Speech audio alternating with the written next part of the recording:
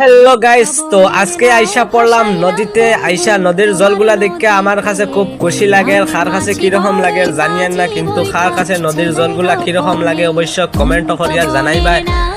আর আমি ফুল ভিডিওটা আমার ইউটিউব চ্যানেলও আপলোড করছি। যারা এখনো পর্যন্ত দেখছো না, please KKT legend YouTube channel search করো আর দেখো।